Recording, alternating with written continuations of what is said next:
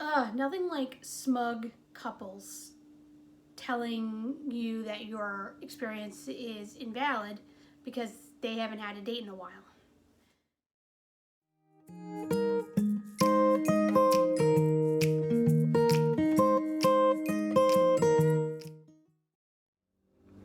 Hi, I'm Cece, and today I'm talking about my best friend's Bouquet, the fourth movie of Hallmark's Fall Harvest series of their premieres.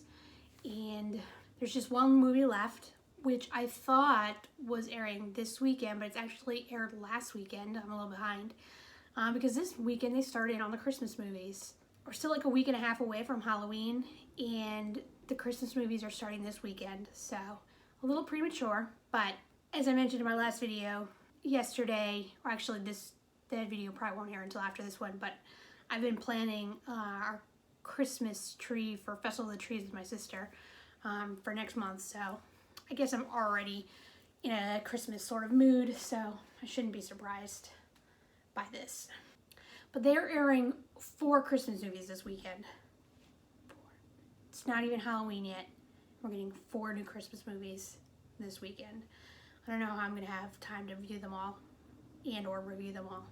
I haven't even done drinks for them yet, so I got to figure out when I'm doing that. All right, but anyways, on to my best friend's Bouquet. As I said in my last video, I had sort of high hopes for this one. Like, it looked really interesting. I thought the premise was interesting, unique, and I was kind of excited for it, but it just did not land with me. I was like 5 minutes into the movie and already I had like 30 notes, and I was like, wow, I am not going to make it through the rest of this movie.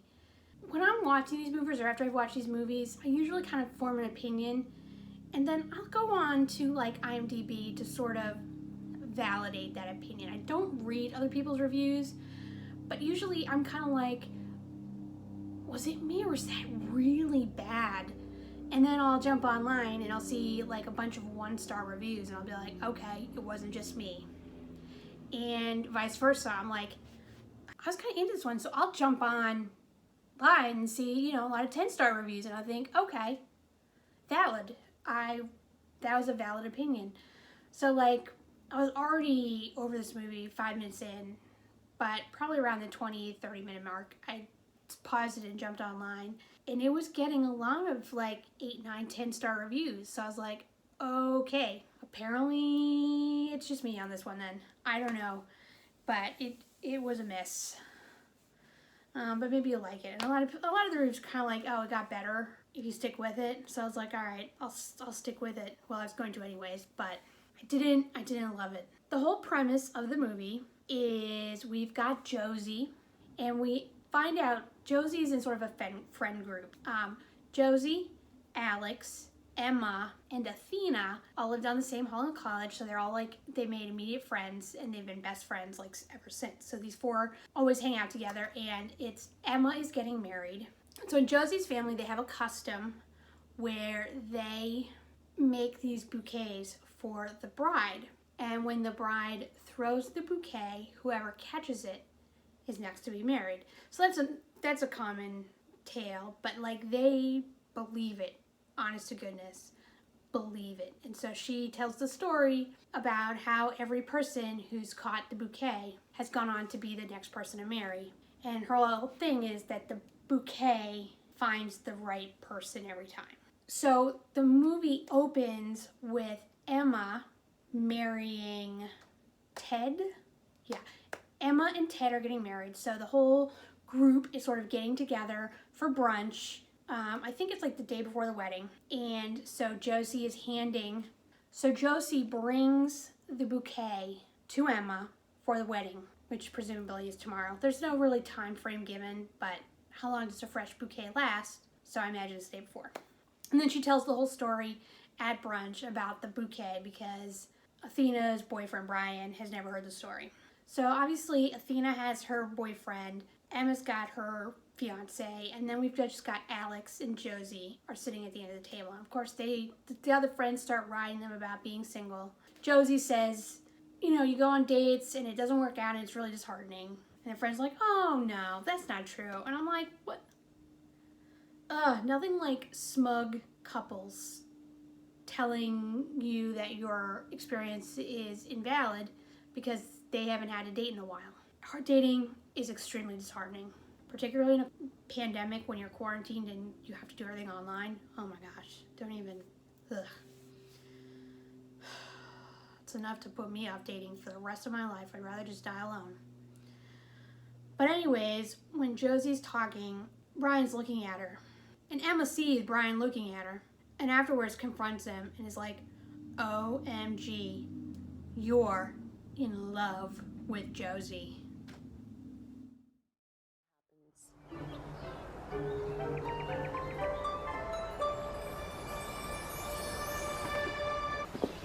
So, Alex, how long have you been in love with Josie? Am I that easy to read? Only to me. And I'm like, whoa, what? That's a massive leap to make from one look. I mean, all I did was look at her. He could have just been following the story. They could just be friends.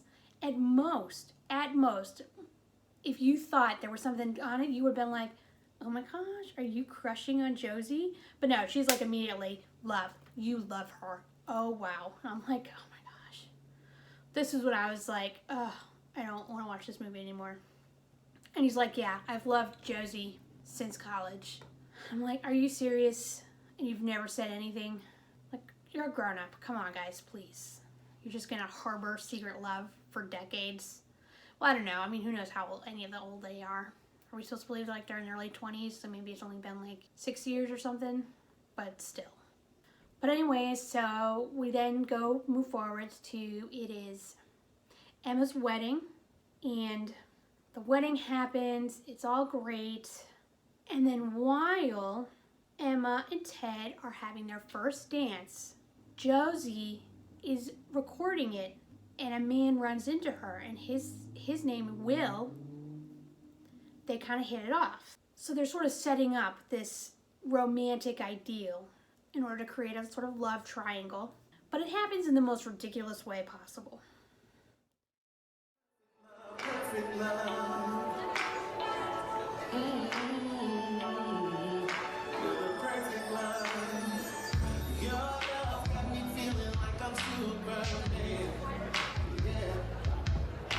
Oh, wow. I am so sorry. No, all good. It's my fault. I wasn't watching where I was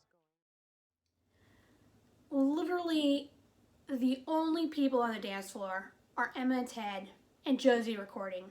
And he somehow manages to not see her and walk right into her. It was the most ridiculously staged run-in. I couldn't believe it because I even rewound it because I was just like, wait, how did he run into her? Wasn't she like alone in the middle of a dance floor? Yes. Yes, she was. That was terrible. Absolutely terrible.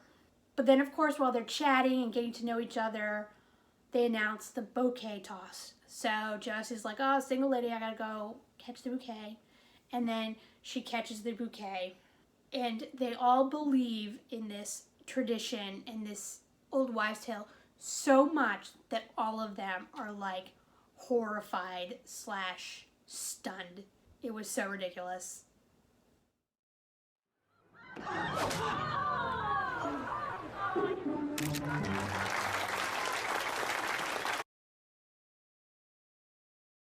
Josie caught the bouquet. She's in next to get married.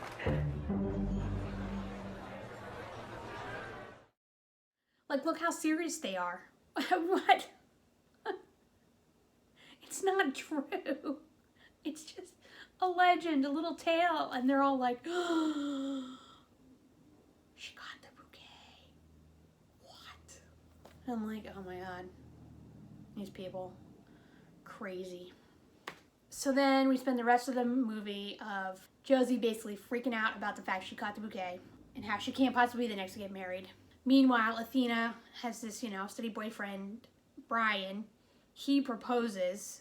And so now she's planning a wedding, so it only makes sense that she's the next to get married. So then Josie thinks she caught Athena's bouquet, and all these things keep going wrong with the wedding planning. So Josie thinks it's because she got Athena's bouquet that everything's going wrong with the wedding planning.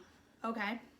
Meanwhile, so Josie has her own business. It's a small nonprofit, and Will, the guy she meets at the wedding, who she mentioned it to, he happens to work for like a Fortune 500 company, and he tells them about it, and they decide they want to invest in the nonprofit.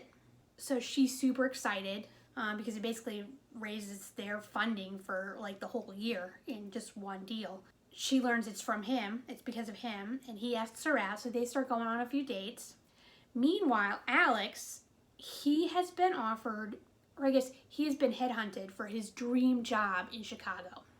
But he hasn't told Josie this. He's mentioned it to Emma, but he hasn't told Josie that he's basically interviewing for a job in Chicago because he's still like pining after her. I don't understand. I feel like if you're in love with someone and then suddenly someone calls you up and is like, hey, here's your dream job, do you want to interview for it? You'd be like telling everybody, especially the person you're in love with, but maybe not.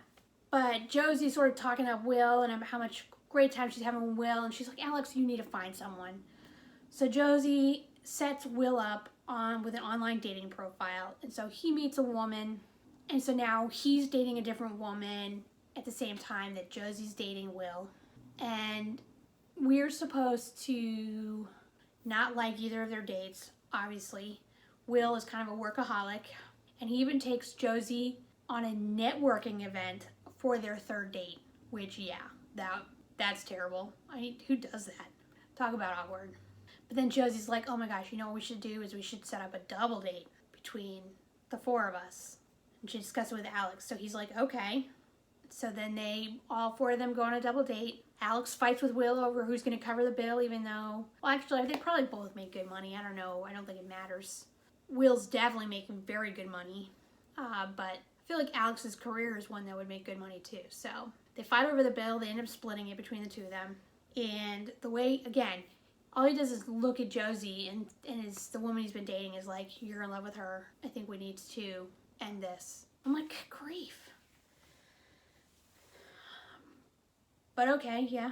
So things are sort of falling apart for Athena's wedding, and Alex brings Josie to a park he renovated. He designs parks. And so he's like, hey, look at this new park that I just did. I think it would be ideal for Athena's wedding. And while they're there, he gets the call from Chicago saying that he's got the job. Josie then is like, oh my gosh, this will be perfect for their wedding. And then she's like, here, I need you to stand here. She's like, let me show you exactly how perfect this is going to be. I was like, honey, he's the one who suggested it in the first place. He already knows. And then she's like, all right, you stand here. Then she like proceeds to reenact the whole wedding. Like, she's like, I'm going to walk up the aisle. I'm Athena. I'm walking up the aisle. And then I come and face you. And we hold hands. And we look into each other's eyes. I'm like, he's been to a wedding. He knows how this goes. But they had to set up that, that romantic tension, that moment. But okay, so whatever. But then she starts talking about Will, and Alex gets all upset. And so he immediately calls back the Chicago company and is like, I accept the job. I'm like, you never even saw the offer. What if they're not giving you good money? Or what are the terms? Like, you didn't even read the offer they sent. You just accepted blindly and have absolutely no idea what you're getting yourself into. Hasty, impractical decision. But it's a Hallmark movie. Let's just go with it. So it's the day of Athena and Brian's engagement party, and Josie brings Will. He's being kind of a douche because he's like, oh yeah, I'm only gonna stay for a few minutes, but I have more work to do. And she's like, you're just gonna take off in the middle of my friend's engagement party, like my best friend's engagement party? He's like, oh, don't worry, I'm gonna send a car service for you. Like, that was her concern. And when they get to the party itself, Brian accidentally drops the news that Alex is leaving for Chicago in a week for the new job, and Josie gets all mad because he didn't tell her, which that was valid. So this was the 20 minutes to the end, everything falls apart kind of moment, and it wasn't as bad as they usually are. So I know last week it was nice because we didn't really have one that was manufactured. This was a little bit more so, but still much better than anything they usually do. Usually they throw it in as an afterthought, like, oh, quick, we need to create tension. Think of something that we can throw in 20 minutes before the movie ends. So this, because we had known about the Chicago job that he'd been interviewing for sort of the entire time, and that he wasn't telling Josie, and that her finding out seems like a very logical point of conflict. So I was actually okay with it. That actually worked out. So she gets mad at him for not telling her. It's like, oh my God, you're like my best friend and you're moving in a week and you did not even tell me that this was even on the radar, let alone that it was actually happening. He's like, well, I didn't know for sure, so I didn't want to. She's like, what? Who does that? So she storms off, and then she finds Will, and she starts saying, like, you know, when I caught that bouquet and then I had run into you, she's like, I thought it was fate. I thought we were destined to meet. And I thought she was going to go on and do something stupid and like rash and be like, I think we're meant to be together. Let's get married or something like that. But she did not. Thank goodness. Now she's like, but, you know, I don't really think we're going to work out. And basically breaks up with him right there. And I was like, oh, that went better than I thought it was going to be. So at least she had that sort of clarity to break up with him. But as she is saying this to him, he asked, you know, like, oh, what was it that really cinched it for you, or clinched it? Yeah. What was it that really made you realize that this was not going to work out? And then she gives him this sort of vague answer, which to us, we know what's going on between her and Alex. So we know what she's talking about. But from the perspective of Will, what? I would have been like, I'm sorry, what now? What? Listen to this. What made you change your mind about us? Was it the work thing? Kids thing? More like a message from the universe thing.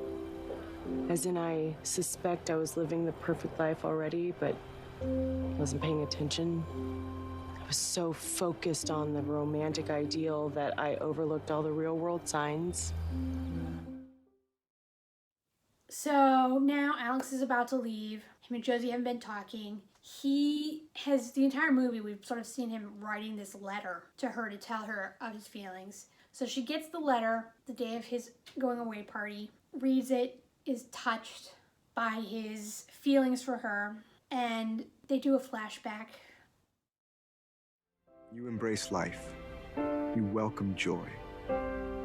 Seeing all the possibilities in the world and in others. Amazingly, you also see me for who I am. I want nothing more. Which, let's take just a detour for a second to discuss flashbacks in movies to parts of the movie we just watched.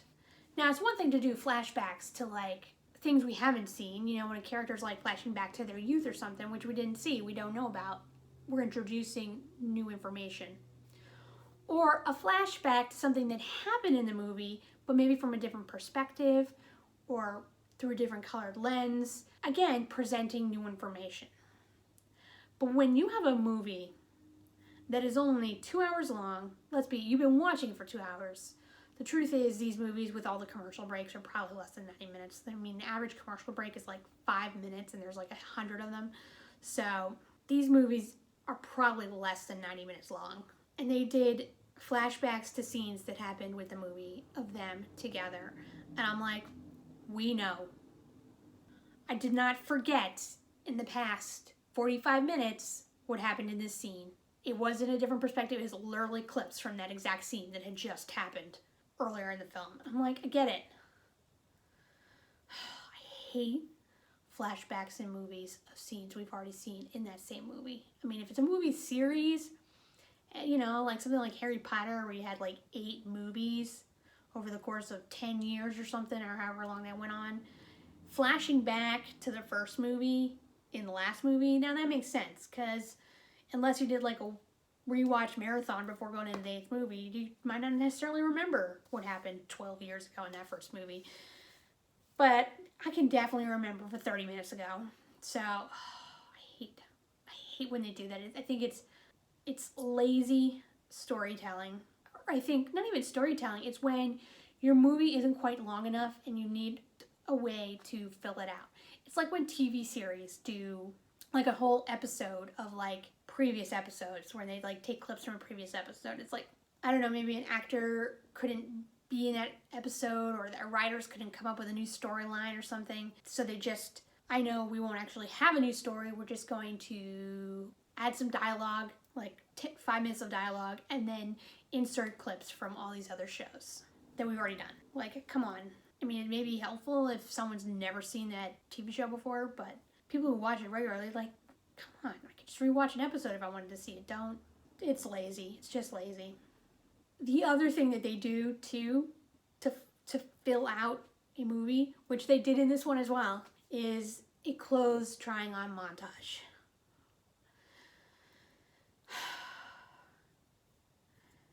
You always know a low-quality film if there's a clothes trying on montage.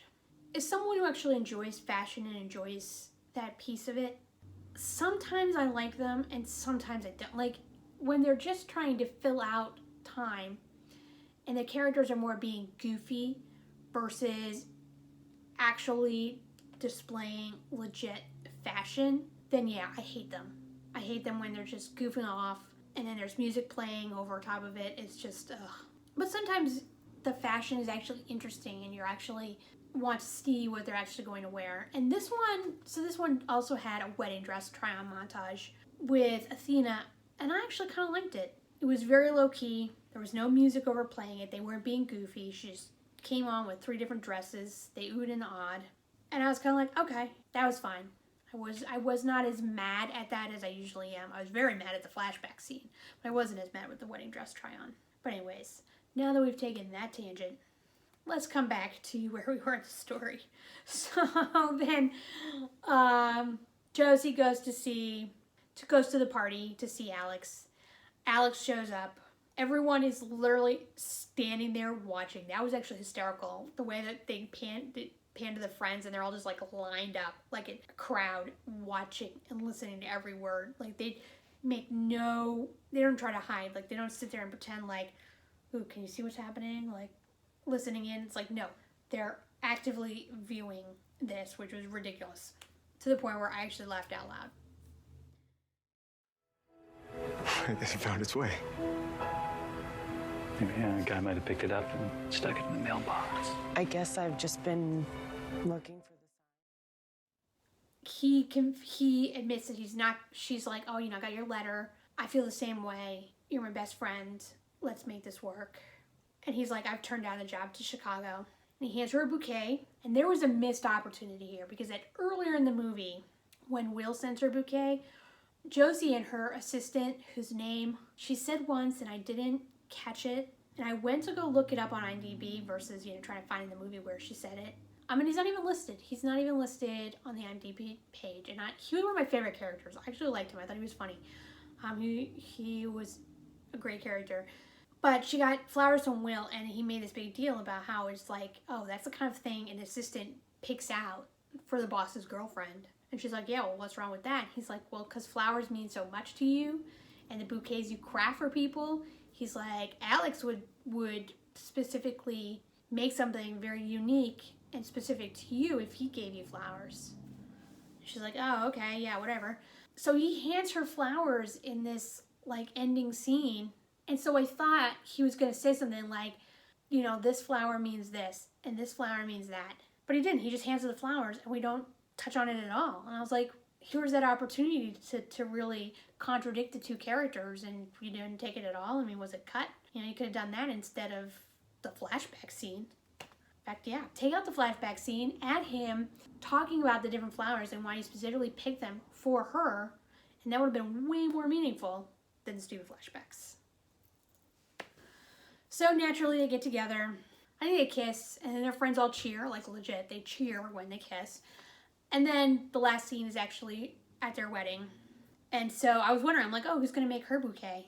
And so her two friends, Athena and Emma, make the bouquet and hand it to her. And I'm going to be honest, I actually teared up a little bit. So maybe this movie did grow on me near the end. They usually do, honestly. The ending scenes, unless they're really bad, they usually do grow on me. But I did well up at the ending there. And then she walks up the aisle. They get married.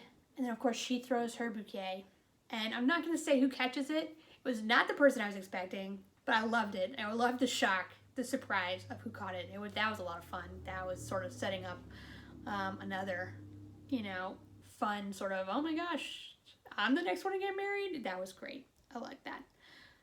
One thing I did not like, or no, I guess one thing I want to comment about her final wedding is, so she had tried on a wedding dress when Athena was trying on wedding dresses, and this was a beautiful dress. When she tried it on, actually, let's talk about the wedding dresses in general. So we, at the very beginning of the movie, we have Emma's wedding and we have her wedding dress. So I get so tired of wedding dresses. I remember like coming back from a friend's wedding and my mom's like, oh, what was her dress look like? And I was like, I don't know, white A-line? Because usually they're so forgettable because they're all so similar that they rarely ever stand out unless someone does something really unique or crazy. Which is why I think, what was it, Wedding Every Weekend, like how many wedding dresses were in that movie, and I legit couldn't remember a single one of them. But this one, Emma's dress, was unique, so I was like, ooh. And in fact, it was really funny. When I first saw it, I thought, that is beautiful. It just needs sort of a really standout train. I was like, that would be the perfect dress if it just had this ridiculous train. I would absolutely love it. And then later at the weddings, like we see her holding the train and dancing with it. I'm like, oh my gosh, so it does have that long train that I want for that dress. So I was like, yes, thank you. I love this dress. Well, not for me, but I love that it's not your standard, boring old, same old dress. Your first bridal look.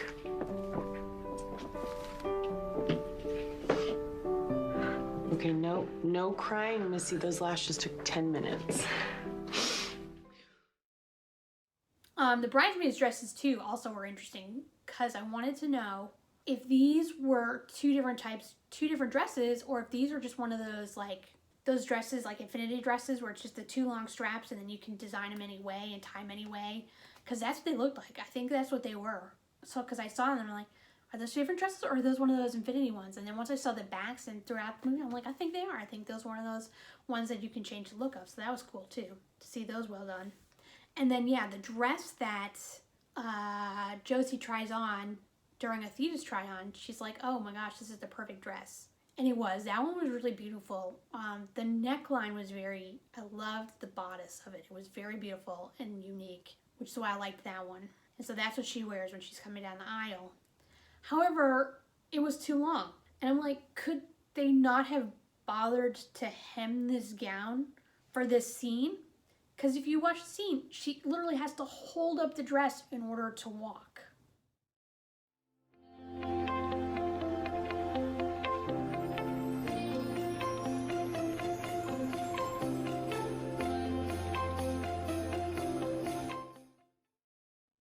So, I mean, the whole thing of being a bride is like you're supposed to like hold the bouquet, and since the bouquet bit of this is like sort of the whole focus of this movie, the fact that she's only holding it in one hand because she has to lift up her gown in the other hand just so she can walk down the aisle, I'm like, why didn't they pick up that dress a couple inches so that she could walk? That was just poor. I don't know who, costume design, wardrobe, that was ill executed. That dress needed to be hemmed a couple of inches at least so that she could walk and not ruin that scene. There was a whole second plot line, sort of secondary plot line happening too that I want to discuss, and that was with Athena's wedding.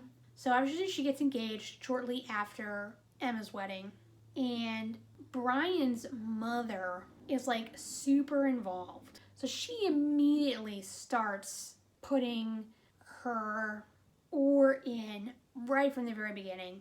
And then she even offers to pay for the wedding in full because he's her only son and all this kind of stuff. Now, Athena's in grad school, and she's like, she didn't want to get married until she'd finished school.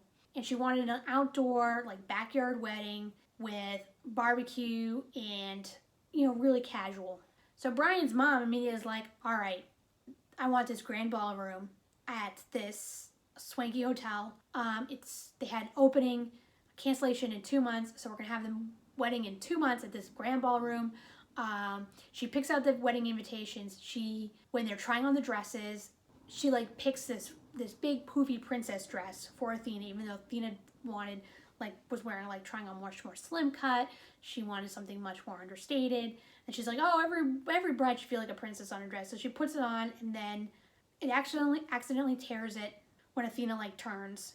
And then there's a fire in the ballroom, so that's what the wedding gets canceled there, or temporarily suspended. And then at the engagement party, Brian's like, oh, here, Athena's gonna tell the story of how I proposed and how it went wrong. And he hands the mic to her, and she like freezes. So then his mom sweeps in, takes away the microphone from her, and starts telling the story about what went wrong and how she helped pick out the ring and all this kind of stuff. And Athena runs off. Now, in every single one of these situations, Athena blames herself for everything that's going wrong. Yeah. I'm like, what now? So her mother-in-law picks this grand ballroom, even though Athena doesn't want to get married in a grand ballroom. And Athena's like, well, that's my fault. I should want to get married in a grand ballroom. When the dress is torn, Athena's like, oh my God, that was all my fault. I'm like, you were just standing there. You're not the one who accidentally ripped all this tulle off, but like, she's like, and then after that engagement story, she like runs off crying. She's like, I've ruined everything. And I'm like, what the hell is happening? Athena, this mother-in-law is just running all over Athena, and Athena is blaming herself for all of it. It was making me so angry, because I'm like, Athena, okay, girl, you need to get a spine. You need to stand up to this woman and just say, that is not what I want. And all of her friends are like, they're like sort of supportive, but they're not saying like, oh honey, this is not your fault. You are not to blame. You need to stand up for yourself, or anything like that. Like, they're just letting her feel responsible.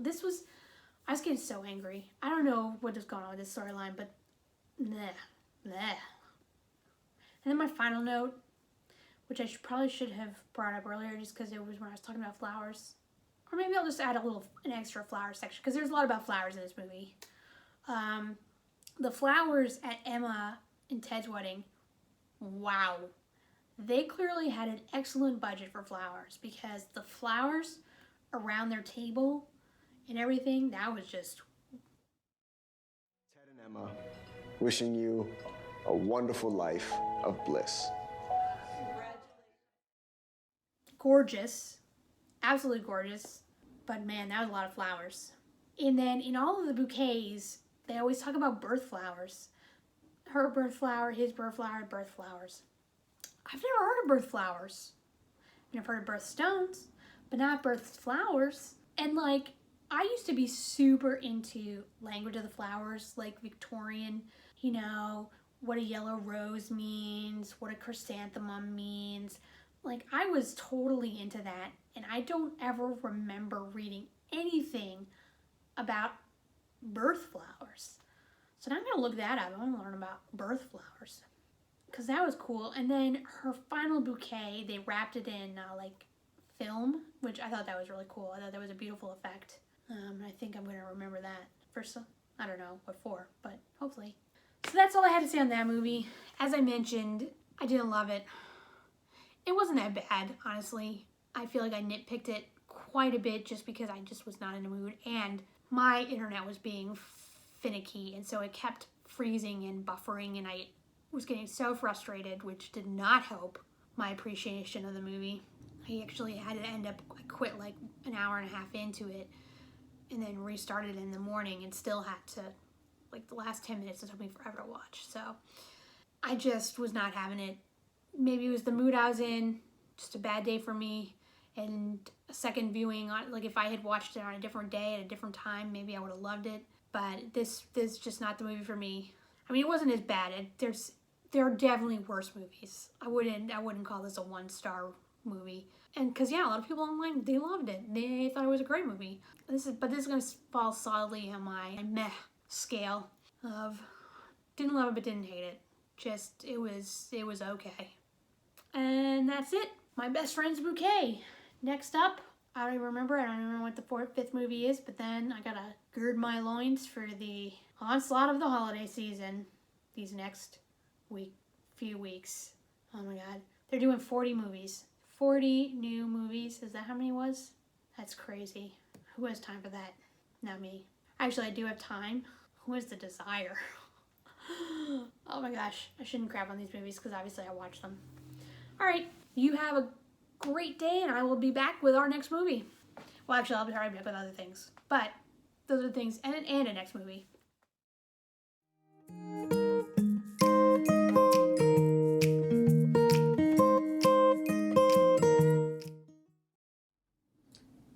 Chuck, I have to film my cozy knitting corner. And you are taking up the whole seat.